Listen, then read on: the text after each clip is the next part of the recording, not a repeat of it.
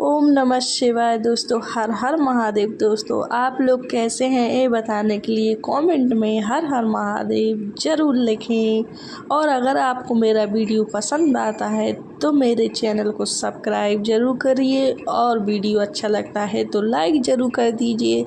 वैसे भी मैं यहाँ पर कुछ ऐसे उपाय बताती हूँ जिससे आप लोगों का काम बन सके। मैं पूरी कोशिश करती हूँ कि आपको अच्छा बताने की कोशिश करूं, जिससे जो आप उपाय करते हैं तो आपको उनसे लाभ मिले।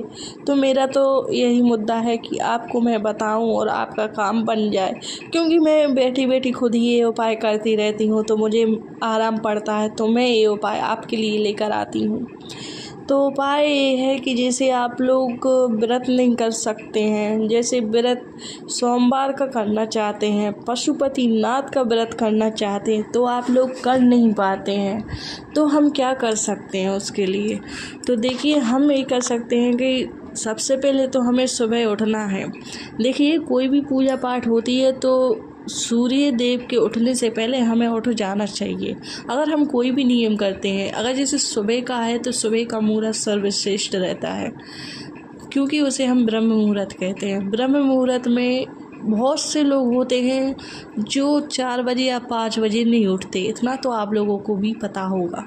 क्योंकि आज का टाइम ऐसा है कि लोग उठना नहीं चाहते, जाग कर कुछ करना नहीं चाहते, बस करना चाहते हैं तो आराम, इसलिए वो आराम करते रहते हैं। और कुछ 10-20% ही लोग होंगे जो सुबह उठ के अपना कार्य करते हैं और उन्हें आराम भी मिल जाता है। क्योंकि देखो करोड़ों की तादाद में 10,000 लोग अगर करते हैं तो उनकी पुकार पहले सुनी जाएगी, ना कि करोड़ों की। तो इसलिए ब्रह्म मुहूर्त बताया गया है, जो सबके लिए पॉसिबल नहीं हो पाता है कि वो जल्दी उठ के पूजा पाठ कर लें। तो हमें करना क्या है, जैसे हम सोमवार का व्रत करते हैं और कर नहीं पा रहे हैं, हमें करना है लेकिन हम कर नहीं पा रहे हैं, हमारे मन में लगा हुआ है, फिर भी हम व्रत नहीं कर पा रहे हैं, तो उसके लिए हम क्या कर सकते हैं। उसके लिए हम इतना कर सकते हैं कि सोमवार के दिन जैसे आप लोगों को पशुपतिनाथ का व्रत करना पड़ता है और आपकी उम्र ज़्यादा है या आपका बच्चा हुआ है, डिलीवरी हुई है, आपकी शारीरिक क्षमता उतनी नहीं है कि आप व्रत कर सकें, तो आप सिर्फ इतना कर लीजिए। सोमवार के दिन जैसे हम पशुपतिनाथ में व्रत करते हैं, पंचामृत से करते हैं, शहद ले लीजिए, घी ले लीजिए और दही ले लीजिए, कच्चा दूध ले लीजिए। गाय का मिल जाए तो बहुत अच्छा है और नहीं मिलता है तो कोई बात नहीं है, हमें बस पंचामृत बना के तैयार कर लेना है। पंचामृत में गुड़ या शक्कर भी डाल सकते हैं, जो भी उपलब्ध हो तो उस हिसाब से हम पंचामृत बना सकते हैं। और एक फल ले लेंगे हम, तो हम पशुपतिनाथ का पहले अभिषेक करेंगे। अभिषेक भी हमें कैसा करना है कि जैसे हम पशुपति व्रत करना चाह रहे थे और उनका हम कर नहीं पा रहे, तो हम पशुपतिनाथ के ही नाम से उनका हम पूजन करेंगे। तो करना क्या है, पहले हमें जल चढ़ाना है, उसके बाद आपको पंचामृत चढ़ाना है, फिर जल चढ़ाना है। अगर आप एक एक करके चढ़ाते हैं तो एक एक करके चढ़ाइएगा।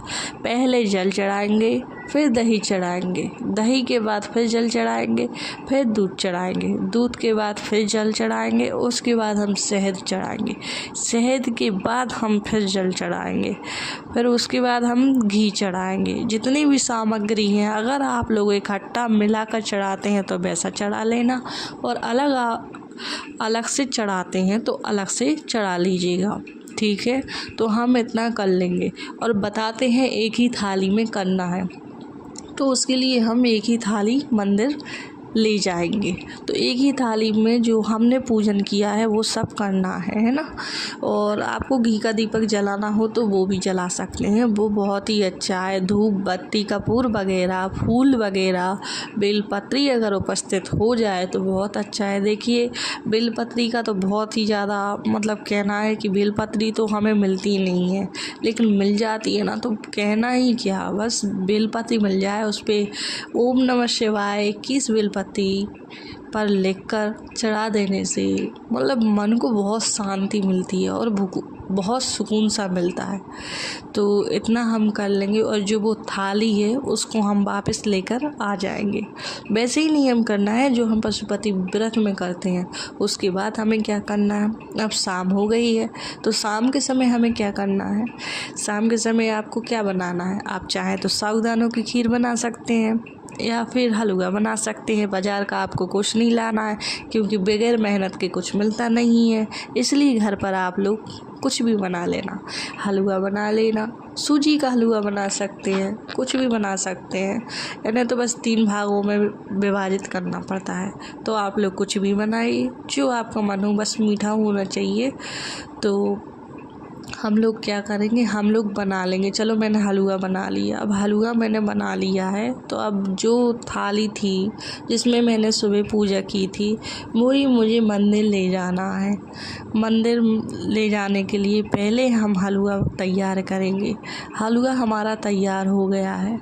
अब हम हलवे को एक कटोरी में ले लेंगे, बड़ी कटोरी में ले लेंगे और 3 आपको डिस्पोजल ले लेना है, डिस्पोजल, ठीक है। तो वो अलग से रखना है और ये अलग से कटोरी में हलवा रखना है, उसमें चम्मच रखना है। और वो आपका ये इतना हो गया, हलवा रख लिया, चम्मच रख लिया, डिस्पोजल रख लिया, ठीक है। अब आपको बनाने हैं कितने, 6 दिए बनाने हैं। तो 6 दिए बना लिए हमने। तो 6 दिए हम थाली में रख लेंगे और घी भर देंगे उन दियों में। आटे के दिए बनाते हैं हम, और बत्ती लगा देंगे। अब चलिए हमारा ये सब तैयार हो गया है। अगर सुबह का थाली में कुछ बचा है तो हम वो भी ले जाएंगे और नहीं बचा है तो हमें इतना तो ले जाना ही है। तो हम इनको बस, हमें जाना है, कब जाना है, शाम को 6 बजे, 5:30 बजे से लेके 6:30 तक, 6:45 तक ये पूजा हम कर सकते हैं। प्रदोष काल में हमें ये पूजा करनी है। ध्यान रखना प्रदोष काल रहता है, कुछ लोग बताते हैं 5:30 से 6:30 तक, लेकिन ऐसा नहीं है। प्रदोष काल लगता है 6:45 से 6:45 तक, मतलब 5:45 से 6:45 तक प्रदोष काल रहता है, क्योंकि इस समय सूर्य अस्त होता है और दोनों दिन एक समान दिखते हैं। इसी को हम प्रदोष काल कहते हैं, ठीक है। तो अब हमें जाना है मंदिर। तो मंदिर में हम पहले अपना जो एक कटोरी में हलवा है उनको 3 डिस्पोजर में निकाल के रख देंगे। एक शाही हिस्सा करना है, किसी में कम ज़्यादा ना हो, इस बात का आप लोग ध्यान रखें। तो फिर इसका हमने हिस्सा कर लिया है और हिस्सा करने के बाद हम पशुपतिनाथ के नाम से वहाँ पर रख देंगे और अपनी मन्नत जो भी है हम उनसे कहेंगे कि हे भोलेनाथ, हे पशुपतिनाथ, मैं सक्षम नहीं हूँ व्रत करने में, मेरा शरीर साथ नहीं दे पा रहा है, तो कृपा करके मैं उसकी पूरी विधि कर रही हूँ या कर रहा हूँ, तो मेरे यह व्रत के प्रभाव को या यह उपाय को आप सफल जरूर कर दीजिएगा। मेरी श्रद्धा के अनुसार मुझसे जो बन पा रहा है, मुझसे बन रहा है, मैं कर रही हूँ, तो मेरी पुकार जरूर सुन लेना। हे पशुपतिनाथ, मैं जो चाहती हूँ, मेरी यह इच्छा है, आप पूरी कर दीजिएगा। मेरा गोत्र ये है, मेरा नाम ये है और मैं इनकी पत्नी हूँ। आप चाहें तो ऐसा भी बोल सकते हैं। और हमें ऐसे ही 5 सोमवार लगातार करना है। अगर पीरियड आ जाते हैं तो जाहिर सी बात है पीरियड को हम ये उपाय नहीं कर सकते, तो अगला जो सोमवार आएगा तो हम उस पर कर लेंगे। और फिर हम उनके सामने वो प्रसाद रख देंगे। 3 जो हमने हिस्सा किया था तो 3 हमने हिस्सा कर दिया और एक हम अपना उठा लेंगे और हम 5 दिया जला देंगे। 6 दियों को साथ में रख देंगे, 5 दिया जला के हम उनकी आरती करेंगे। आरती करने के बाद हम आखिरी दिया जो होगा उसको हम उठा के वापस लाएंगे। तो आप लोगों को तो पता ही है करना क्या है। अगर नहीं पता है तो मैं बता देती हूँ।